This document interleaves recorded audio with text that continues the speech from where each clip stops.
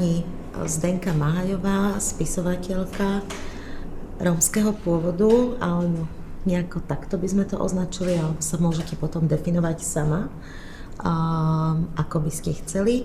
A pani Erika Hornáková, spisovateľka Rómka. Stretli sme sa pri vlastne príležitosti Svetového dňa Rómov. Aj preto, aby sme sa, a hlavne preto, aby sme sa rozprávali o vašej tvorbe a o vašej možno pozícii ako rómskych spisovateľiek Rómiek, spisovateľ, ktoré sa venujú rómskym témam, ale aj nerómskym témam. Takže asi by sme možno začali takým krátkym predstavením, kto ste, odkiaľ ste a niečo o sebe. Asi pani Mahajová. No, že aby som sa teda definovala sama. To ma hneď zaujalo. Definovať sa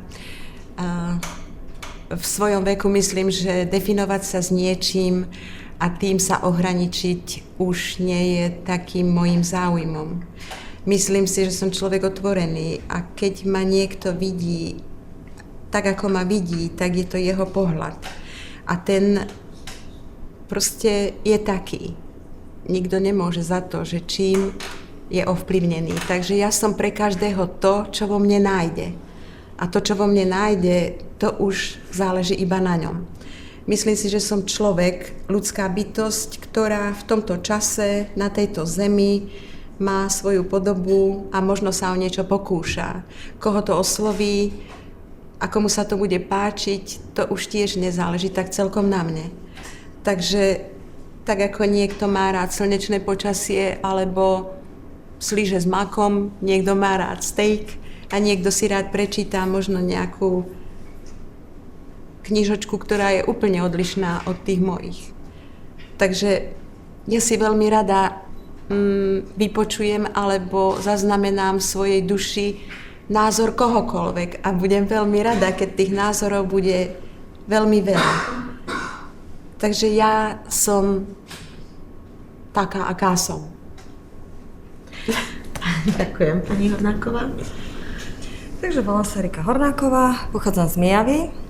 V 22 rokoch som sa vydala na Mijavské Lazy, odkiaľ pochádza môj manžel. Som vyučená predavačka, takže som pracovala v obchode a vyskúšala som množstvo povolaní až po vedúcu predajne, realitnú maklérku a skončila som ako farmárka. A som na to hrdá. A vlastne popri tom farmačení som si našla takú záľubu písania. To som vlastne vždycky písala, ale teraz už cez tú zimu mám takú potrebu to zo seba dostať von. Napríklad na základnej škole slohy alebo niečo také, to ma bavilo a potom už sama pre seba, tak do šuflíka, prózu, poéziu, na básničky nesom jednoducho. Pani Mahajová, vy ste autorkou 2 kníh, o ktorých vieme, že boli publikované. Mohli by ste nám priblížiť vlastne tie knihy, o čom sú, čoho sa týkajú, ako vznikali, ktorá bola prvá? Viem, že jedna je poézia, malá zbieročka básni a tá druhá už je román. No, moje knihy vznikali tak asi súčasne, pretože v čase, keď som sa dostala do takej životnej situácie, keď som pociťovala absolútnu neschopnosť a takú malosť, som si v jednej chvíli sa mi akoby vyjasnilo a mala som pocit, že všetko je totálne ľahké a že je to akoby sa to dialo trošku tak mimo mňa a zároveň vo mne a získala som taký určitý pocit, ktorý sa mi nejak nezdal neznámy. A neviem, z čoho sa to proste tak, z čoho to vyplynulo,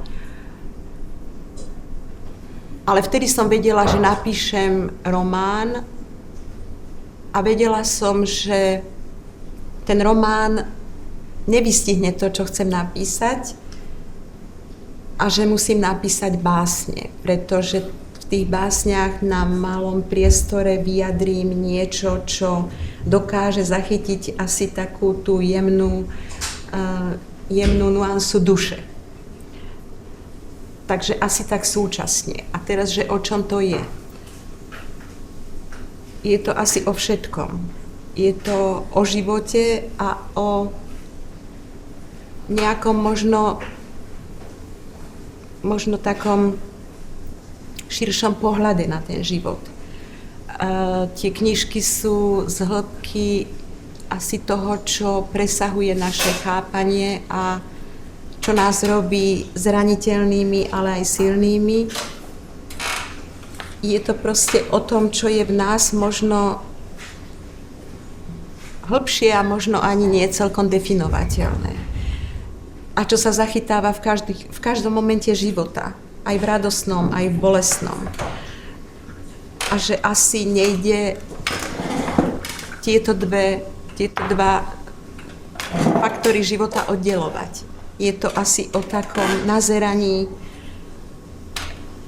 k nejakej hĺbšej podstate, k nejakému hĺbšiemu pochopeniu. Vaša knižočka poézie sa volá Otázniky. Vydavateľstvo Spolku slovenských spisovateľov vám teda vydalo túto knihu.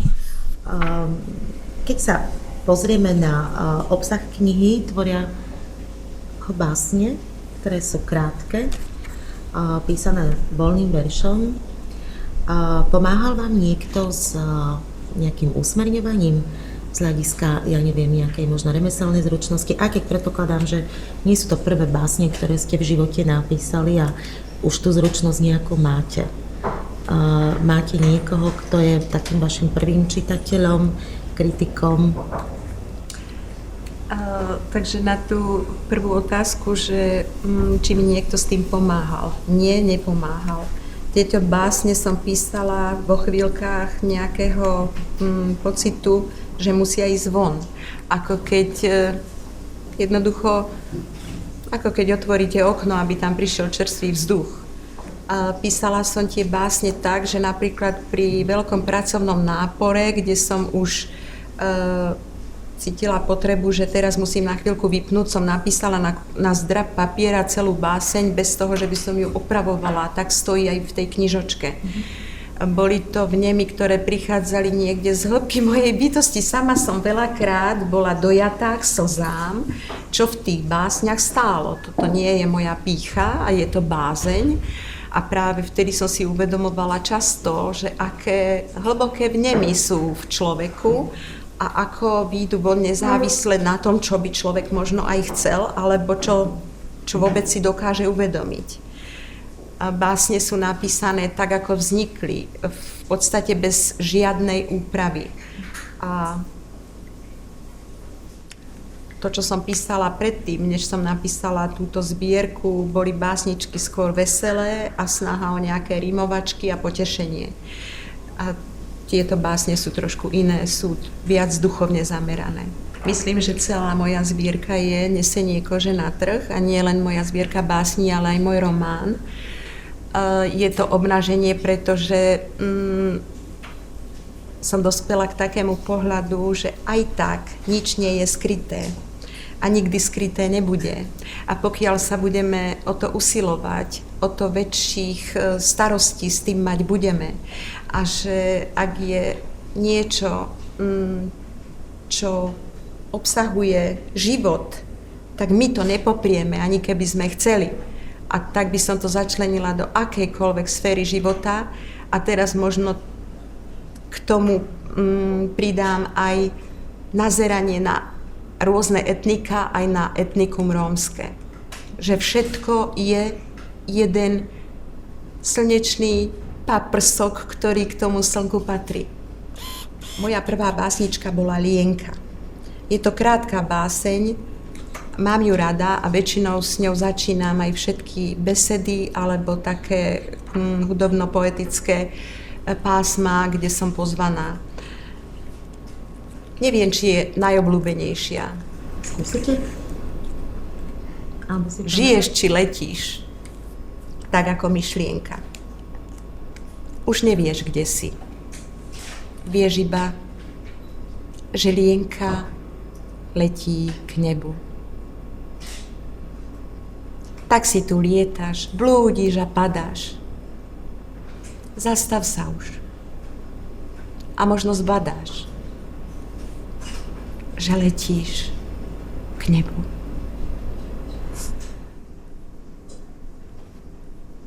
Pani Hornáková je autorka veľmi čerstvého románu, ktorý sa volá Tak som to chcela. A ja by som vás poprosila, aby ste trošku možno priblížili vašu tvorbu tento raz. Takže je to klasický ženský román. Je to vydané vo vydavateľstve IKAR v edícii Príbehy z kabelky. A je to príbeh mladej ženy, ktorá žije v pokojnom manželstve. Je to príbeh aj o jej priateľke a hlavne je tam, vsadila som na postavu jej, ja hovorím, že Magic Mama, lebo ona naozaj taká je. Sú tam také trošku aj magické recepty, recept na večnú lásku je tam, čokoládový. A je to vlastne o priateľstve, o láske a ľudských hodnotách. Je to všetko. A je tam zahrnuté dosť aj z tej prírody, tam, kde žijem. Vychádzate z nejakých vlastných skúseností, autobiografických prvkov? Katastrofa, keby som povedala, že hlavná hrdinka, že som ja. To nemôže. Nie. Jej priateľka vlastne, tej hlavnej hrdinky, Nikol sa volá, tam som čerpala trochu, mám takú priateľku, takže jeden taký moment je tam, ktorý sa naozaj stal jej na dovolenke. Je to tam také zaujímavé a tá Magic Mama, tam je zahrnuté kus mojej svokry, ktorá má 86 rokov, chodí v kopaničiarskom kroji, takže je to vlastne babka, taká stará už. Tak je tam kus z nej, je tam jej povahové také črty sú tam. A asi mám dobrú fantáziu, lebo je tam kopec vecí vymyslených, ale napríklad je tam o psíkovi, ktorého dohryzli druhí psi a mal infekciu. Taký moment je tam, že sa zahrabal do hliny, že zem všetko vyťahuje a to je fakt pravda, lebo to sa stalo nášmu psovi. Takže to som tam napríklad tiež použila. Ale vy by ste tento román, ktorý ste napísali, zaškatulkovali asi kde žánrovo? Typický klasický ženský román. Fakt aj sa hodí do tej edície Príbehy z kabelky. Tento druhý, ktorý som dopísala, ktorý posielam už teraz asi tak zhruba za mesiac do vydavateľstva, to už není ženský román. Tam už je prostredie ruského organizovaného zločinu, rómske predsudky, tam je všetko. Takže ten bude zaujímavý určite. Ale ten bude zaujímavý aj pre chlapov, aj pre ženy, pre všetkých. Vy ste sa stali pomerne známou vďaka uverejňovaniu možno vašej takej prvotiny prozaickej ako Čokoláda na internetových stránkach istého združenia. Niečo k tomu by ste nám povedali? No, to bolo... Ten rukopis sa mi písal dosť ťažko, zo začiatku ľahko, ale potom už ťažšie, lebo keď som bola tak asi v polovici, tak tam prišiel jeden taký moment, že nám vlastne zomrel môjho muža syn. Tak to už sa mi horšie dopisovalo, je to tam cítiť. Možno preto aj to tak dopadlo, že sa to nedotiahlo do takého konca, jak by som si želala. Takže tam už cítim, že tam ešte treba na tom zapracovať. Dúfam, že sa to ešte podarí. Považujete za nutnosť ako spisovateľka Rómka venovať sa vo svojej tvorbe len rómskym témam? Nie. Určite si nemyslím, že autorky, ktoré sú Rómky, ani by nemali byť škatulkované ako rómske autorky. A práve preto som to napísala, tento román, klasický ženský román, kde není definované, či to je Rómka. Možno, že je, ale není, v tom románe není uvedená akože Rómka. A na druhej strane hovorím, že tak je to aj vo filmoch. V americkom filme napríklad hra Černoška není prezentovaná ako černošská herečka. Je to herečka. Niekto tam nerieši, či to je Černoška, alebo či je Aziatka, alebo niečo také. Ale tu na Slovensku je to bohužiaľ tak, že stále sa to nejak oddeluje. Je to zaujímavé sa nad tým vôbec zamyslieť, ale ja by som to asi povedala tak, že väčšinou sa hovorí v médiách a kdekoľvek, že riešime rómskú otázku. Myslím si, že je to otázka celej spoločnosti. To nie je žiadna rómska otázka. Pokiaľ sa na to budeme pozerať ako na rómsku otázku, budeme musieť byť rómski spisovatelia, rómski kuchári, rómske ženy a nebudeme ľudia, ktorí tvoria súčasť tejto spoločnosti ako takí. Takže myslím si, že pokiaľ to tak je, tak to je, svedčí to o tom, v akom štádiu toho uvedomenia táto spoločnosť je. Preto, keď je to potrebné, tak to asi potrebné je. Ak prídeme všetci k tomu, že to potrebné nebude, tak to tam určite nebude. Či to je dobré? Možno na jednej strane aj áno, pretože väčšina prezentovania sa rómskeho etnika je, že to je negatívny faktor tejto spoločnosti. A keď sa niekde uvedie, že je to rómsky spisovateľ, tak možno niekto, kto je odmala formovaný tak, že toto je iba negatívny faktor života, si so záujmom pozrie, aha, niečo tu možno bude. Že je to na jednej strane možno aj také, dobré gesto, hej? Ale tak, ako som povedala, že bude to záležať na celej spoločnosti, na všetkých členoch, aj na jednej strane, aj na druhej, pokiaľ to budú dve strany. Tam ide o to vlastne, že ja osobne nepoznám ani jednu autorku ženskej literatúry Rómku, ktorá by bola úspešná, ktorá by prerazila tak napríklad hoci ktorá nejaká známejšia spisovateľka, ktorá není Rómka. Prečo toto nedokázať? Takže to už je len výzva pre všetky ženy autorky Rómky. Pre všetky. Dobre. Ste obidve píšuce dámy, spisovateľky, Rómky, vyjadrujete sa k rómskym aj nerómskym témam, čo je dobré. Vedeli ste o sebe navzájom, alebo ste možno v kontakte s nejakými ďalšími potenciálnymi autormi z rómskej komunity? Pani Májová? No tak my sme sa poznali vzhľadom k tomu, že naše rodiny dokonca boli spríbuznené, ale ja som ani netušila, že Erika, ktorú som poznala ako malé dievčatko, keď ju maminka vozila v kočíku a nazerala som a robila som na ňu tie a tak. Ani som netušila, že teda píše a je to skutočne náhoda, že sme z jedného mesta, dokonca z príbuznenej rodiny. Je to náhoda. To je osud. To skutočne som ani netušila. Aj keď na tom internete, keď boli tie ukážky z toho dielka, tak ja som hneď vedela, že o koho ide. Ale nepoznala som ani jej priezvisko, ktoré že teraz ja sa volám vlastne teraz Hornáková, predtým som sa volala Heráková, takže nemali odkiaľ ani vlastne vedieť. Jasne. A to, či sa stretávam s nejakými autormi rómskeho pôvodu, tak môžem povedať, že ani nie, pretože viac menej ani o žiadnych autoroch neviem. Ani na besedy chodím, odvtedy, ako mi vyšla ešte prvá kniha, čo bolo v 2009. Ale s rómskou autorkou som sa v podstate nestretla. Ani. S rómskou autorkou nie. Stretávam sa napríklad s mojou priateľkou, ktorá není Rómka. Je spisovateľka, aj vďaka nej som sa pohla v písaní.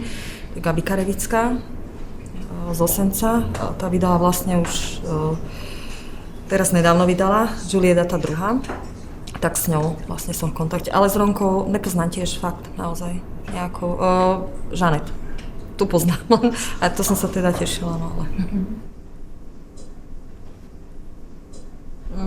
Rómska kultúra? Pre mňa je to všetko, čo majú Rómovia. Hudba, tanec, je to literatúra napríklad. Je vôbec literatúra súčasť rómskej kultúry? Pokiaľ sú takí autori, ktorí sa prezentujú ako rómski autori, čisto ako rómski autori. Pre nich to má zmysel, ale ja rómsku kultúru vnímam všade. V mojej rodine, dokonca ju prenášam aj do manželovej rodiny, ktorý teda je biely. Takže to je všade.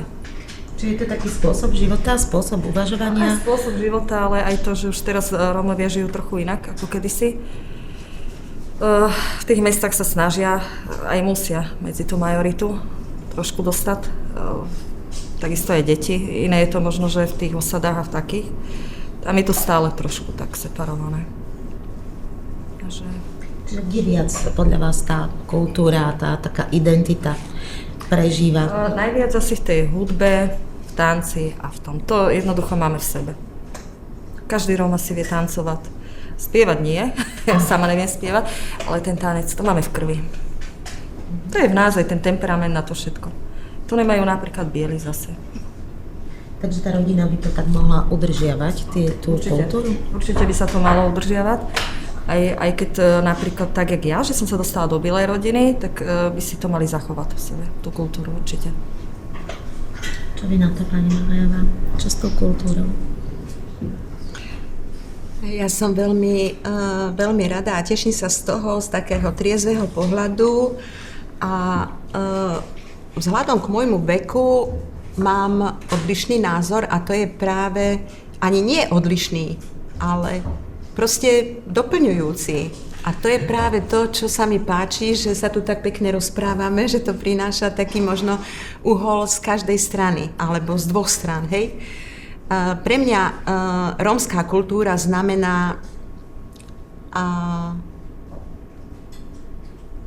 súlad s prírodou, život priamy, život bez snahy o čokoľvek, pretože cigán nebol dobrý, ani keď bol dobrý, a keď bol zlý, tak bol cigán.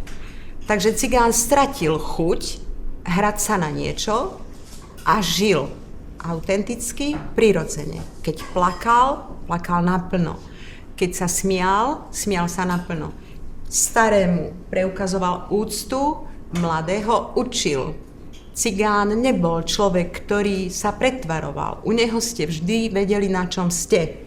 Buď vás zavolal a keď mal iba oškvárky, tak ich dal na stôl a povedal jedz.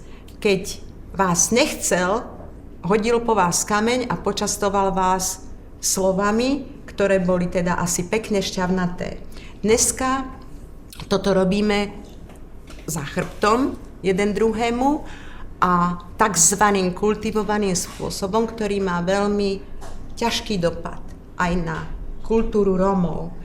Rómovia sa vzdávajú svojej identity, ktorá ich robila čistými, bázlivými, pokornými, ale aj hrdými a životaschopnými, takými, že kultivovali sami v sebe svoje schopnosti. Takže pre mňa kultúra rómska zaniká, tak ako zaniká kultúra človeka ako človeka takmer všade. Asi tak. Píšete po slovensky. Ako ste na tom jazykovo? Ja neviem po rómsky. Priznám sa, neviem po rómsky, ale mám snahu sa naučiť po rómsky. Moji rodičia ma nikdy k tomu neviedli. Oni vedia po rómsky, aj teda moja babička a rodina. Ale tým, že sme vlastne žili medzi tou majoritou a bola taká doba, jaká bola, tak jednoducho neviem po rómsky. No, bohužiaľ, v tomto máme ten názor rovnaký a k tomu by som chcela povedať asi to, že vlastne Rómovia, keď chceli žiť ako ľudia, tak zapierali sami seba. A že miesto toho, aby boli tým, čím sú, a napriek tomu nezmenili nič v tom pohľade tej majoritnej spoločnosti na seba, sa snažili nebyť tým, čím sú a neviedli k tomu ani svoje deti. Takže my sme sa tiež rómčinu nenaučili, ale som veľmi hrdá, skutočne hrdá na svoju dcéru, ktorá tiež má iba polovičný rómsky pôvod z mojej strany a zaoberá sa touto problematikou vlastne od ukončenia svojich štúdií a dokonca sa učí aj rómsky jazyk, z ktorého dokonca robila aj štátnice. Takže to ma veľmi teší. Tak ja teda pochádzam z 5 súrodencov a bola som predposledná, ale vzhľadom k tomu, že medzi nami bol celkom taký malý vekový rozdiel, moja sestra, ktorá je staršia odo mňa, bola iba o rok staršia, že ona chodila do školy a čítala, písala, ja neviem čo. A ja som sa naučila čítať a písať ešte skôr, než som do tej školičky išla. A keďže sme bývali v malom mestečku, tak tí učitelia, keďže tam chodili tí moji súrodenci, vedeli o tom. No a ja si pamätám, že moje najkrajšie chvíle to bol taký ten umývací stôl, ja som sa pod ten stôl šuchla a tam som si čítala tie knižky, ale nikto, ani naši nevedeli, že čítať viem. A keď som bola maličká, ešte som nešla do prvej triedy, vlastne som išla ten prvý deň, toho 1. septembra, tak tá jedna pani učiteľka vedela, že ja viem čítať a tak ďalej. A to bývali také slávnostné zahájenia školského roku a ona, že aby som im zarecitovala tú básničku nejakú a tam bolo strašná spústa ľudí, žiakov, učiteľov a oni ma postavili na takú malú tribúnku a tá pani ma držala za nohy, lebo ma postavili na taký klad, aby ma tam bolo vidieť k tomu mikrofónu. A ja si na to pamätám, že ja som sa strašne tešila, som recitovala tú básničku, že človek je najprv maličký a hovoria mu prváčik a také tie. No tak to bola moja prvá recitácia verejná. Ale recitovala som veľmi rada, aj milujem poéziu, ktorá teda, ako hovorím aj ja, že otvára srdce, kde je na tom kúsku taká hĺbka, ktorá vami hýbe. No a moje recitovanie, neviem aké je, ale je to asi to, čo som do toho vložila, takže je to len verbálne prejavený cit, alebo neviem, čo to je.